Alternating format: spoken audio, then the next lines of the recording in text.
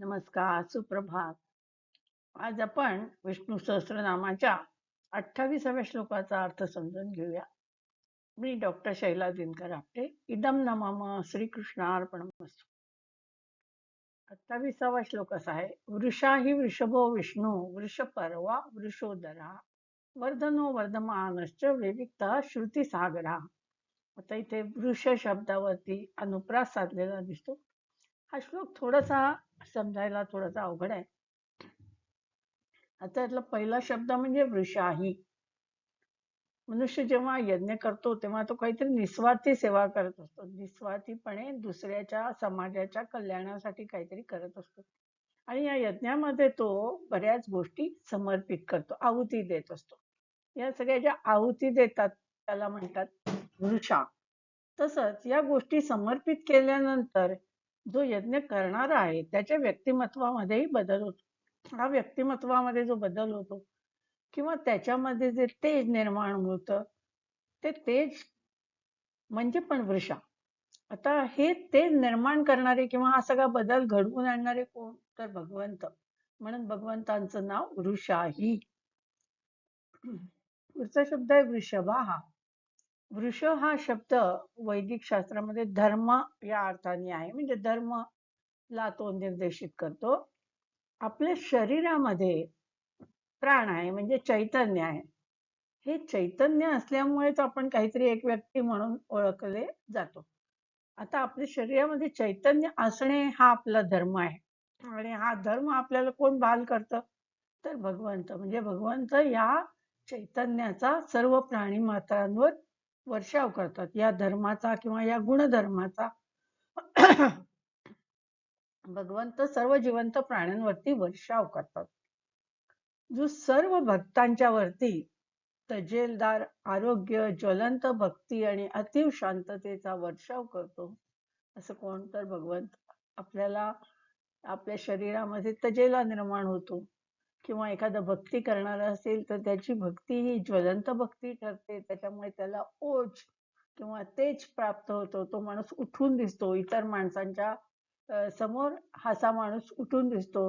तर असा वर्षाव भगवंत करतात. त्याच्यामुळे अशी जी अतिशय नेटाने भक्ती करणारी माणसं किंवा चांगलं काम करणारी माणसं ही तजेलदार आरोग्यामुळे ती अशी तेजाने सगळ्यांना ओळखू येतात किंवा ती उठून दिसतात.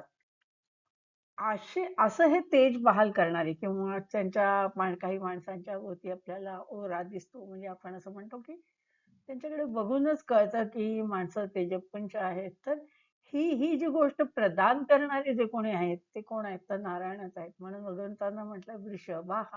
असं तेजाचा वर्षाव करणारे म्हणजे भगवंत. विष्णू. विष्णू म्हणजे काय, की सर्व जगाला, सर्व विश्वाला व्यापून टाकणारे म्हणजे विष्णू. विष्णू सर्व जगाला व्यापून टाकतात. पण भगवंतांना व्यापणारं कोणी अजून जन्माला आलेलं नाही. भगवंत प्रत्येक प्राणी मात्रात प्रवेश करतात, पण ते अलिप्त आहेत. विश्वाला कारणीभूत तेच आहेत, पण विश्वाला चालवणारे तेच आहेत, पण ते विश्वापासून अलिप्त आहेत. वृषभ पर्व. पर्व म्हणजे शिडी. आता आपल्याला पर्वत हा शब्द माहिती आहे. तर वृष म्हणजे ज्या काही चांगल्या गोष्टी भगवंत ज्या प्रदान करतात त्याच्यामुळे काय होतं, की ते जणू काही आपल्याला शिडी निर्माण करतात उंच जागी जाण्यासाठी. आता उंच जागी म्हणजे आपल्याला कुठे जायचं आहे, तर आपलं अंतिम वास्तव्य किंवा अंतिम गंतव्य स्थान म्हणजे काय, विष्णूचं, भगवंतांचं भगवंतांचं घर किंवा स्थान हेच आपलं गंतव्य स्थान आहे.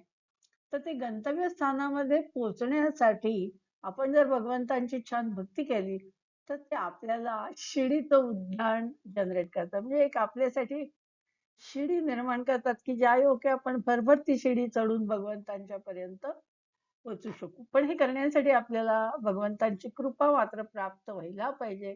म्हणजे त्यांची आपण छानपैकी उपासना केली पाहिजे.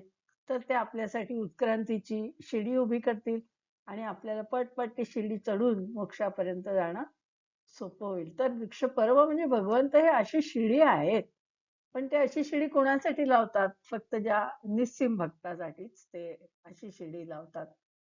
सापशिडीचा खेळ आपण खेळतो त्यात आपल्याला माहिती आहे एकदम शिडी मिळाली तर आपण एकदम वरच्या पायरीवर जाऊन पोहोचतो. तशा प्रकारेच अशी एखादी शिडी आपल्याला मिळते भगवंतांच्या कृपेमुळे जर आपण त्यांचे निस्सीम भक्त असू तर. आता वृषोदरहा म्हणून एक शब्द आहे. वृष उदरहा. वृष आणि उदर. उदर म्हणजे पोट. वृष म्हणजे काही या सगळ्या चांगल्या गोष्टींचा किंवा काय म्हणता येईल कृपेचा वर्षाव करणारे. पण ह्या कृपेचा वर्षाव कुठून होतो? तो उदरातून होतो. विश्वाचा निर्माता जो आहे ब्रह्मदेव तो कुठून निर्माण होतो? तो विष्णूच्या नाभीजवळ त्याचं स्थान आहे. जेव्हा प्रलय काळ होतो तेव्हा सगळी पृथ्वी त्या नाभीमध्ये विलीन होते आणि उत्पत्तीच्या वेळी तिथूनच सृष्टी निर्माण होते. म्हणजेच विष्णूच्या उदरापासून सर्व सृष्टीचा क्रियाकलाप चालू होतो. आता हे सगळं जे सृष्टी म्हणजे नामरूपात्मक जगत आहे, म्हणजे ज्याला नाव आहे रूप आहे ते सगळं जगत म्हणजे विश्व याच्यातूनच या नाभीतूनच निर्माण होतं. म्हणजे म्हणून त्यांनी अशी कल्पना केली आहे की भगवंत जणू या नाभीच्या ठिकाणापासूनच सर्व सृष्टीचा असा वर्षाव करतात, म्हणजे फवारा करतात थोडक्यात म्हटलं तर. जेव्हा सृष्टी निर्माण होते तेव्हा त्यामुळे त्याला थोडक्यात शॉवरिंग बेली असं म्हटलंय. सृष्टीचा पाऊस पाडणारी हे उदर आहे म्हणून भगवंतांचं नाव वृषोदर हा. वर्धन हा तो सगळ्यांना वाढ करण्यास किंवा पालन पोषण करण्यामध्ये मदत करतो, कारण विष्णू विष्णू हा पालन पोषण करणारच आहे. भौतिक वाढ करतात भगवंत, तसंच आध्यात्मिक वाढही करतात. तर भगवंतांची जी 1000 नावं आहेत त्या सगळ्या नावांचा जप केला किंवा चांगला अभ्यास केला तर आपली आध्यात्मिक वाढही भगवंत करतात. सर्व कल्याण आणि आशीर्वाद प्रदान करतात. कुठपर्यंत प्रदान करतात? तर अंतिम मोक्ष प्राप्ती होईपर्यंत ते आपली आध्यात्मिक वाढ करून देतात. तर वर्धमानः म्हणजे जे स्वतःही कुठल्याही परिमाणामध्ये वाढू शकतात. तर नामरूपात्मक जगत जे आहे ते पुष्कळ मोठं आहे, म्हणजे याची व्याप्ती खूप मोठी आहे. ते सगळं जगत गतिमान आहे आणि सर्वत्र अफाट पसरलेलं आहे, प्रगती करणारं आहे. त्यामुळे भगवंतांना सतत वाढणारी चळवळ असेही म्हटलं जातं. दुसरा एक अर्थ म्हणजे वामन अवतारामध्ये भगवंतांनी आपलं आकारमान इतकं वाढवलं की स्वतःच्या 3 पावलांमध्ये त्यांनी संपूर्ण विश्व व्यापलं, म्हणून त्यांना वर्धमानः असं नाव. विविक्तः विविक्त म्हणजे एकांत.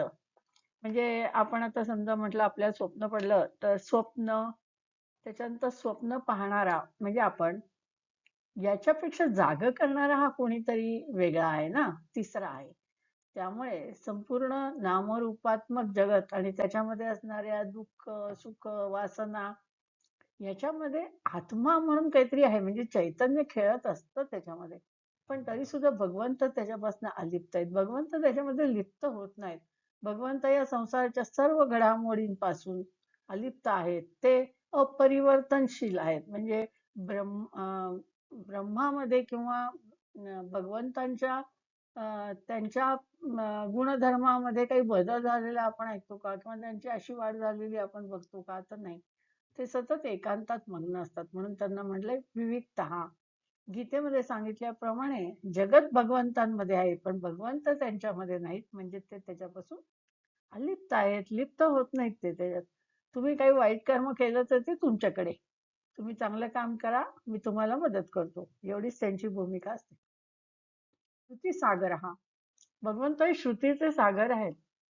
म्हणजेच काय की सर्व जे धर्मग्रंथ आहेत ते धर्मग्रंथ शेवटी एकच विचार आपल्याला देतात आणि हे धर्मग्रंथ हे वेगवेगळ्या विचारांचे खोरे आहेत, पण ही सगळी खोरी एकाच ठिकाणी जाऊन मिळतात आणि या सर्वांचे अंतिम ध्येय एकच आहे. जसं सर्व नद्या ओढे सगळे सागराला जाऊन मिळतात, तसंच भगवंत म्हणजे सागर आहे, या धर्मग्रंथांचं सागर आहेत. परिपूर्णतेच्या भगवंत म्हणजे या महासागरापर्यंत पोहोचण्यासाठी सगळे धर्मग्रंथ धडपडत आहेत. तर परिपूर्णतेचा महासागर म्हणजेच कोण? तर भगवंत, की जे सर्वांचं अंतिम ध्येय आहे. ते सगळ्या गोष्टींच्या गुणांच्या 3 गुणांच्या पलीकडे आहेत. ते सर्व दुःखाच्या पलीकडे आहेत. तर पलीकडे जाण्यासाठी पोहोचण्यासाठी सगळे धर्मग्रंथ किंवा सगळे धर्म, विचार हे त्याच्यासाठी धडपडत असतात आणि ते सगळ्या सागरापर्यंत पोहोचतात. श्रुतींचा सागर म्हणजे कोणतं? भगवंत. म्हणजे शेवटी कुठे जाऊन पोचायचं आहे? तर भगवंतांच्या पर्यंत जाऊन पोचायचंय. थोडक्यात या श्लोकामध्ये असं सांगितलेलं आहे, की तुमच्या शरीरामध्ये चांगला बदल घडवून आणणारा म्हणजेच तो वृषाही म्हणजे भगवंत. भगवंत तुम्हाला तेज प्रदान करतात. आपल्यासाठी ते उत्क्रांतीची शिडी उभी करतात. भगवंत हे सर्व विश्वाला व्यापून असतात.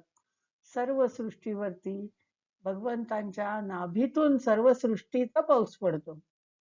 विष्णू हा एक पालन पोषण करणारा आहे आणि सगळं सृष्टी पूर्ण सतत वाढत असल्यामुळे त्यांना सतत वाढणारी चळवळ असे म्हटलेले आहे. ते कायम एकांतात असतात, सगळ्यापासून अलिप्त असतात आणि ते परिपूर्णतेचा महासागर आहेत, म्हणजेच ते भगवंत आहेत. धन्यवाद.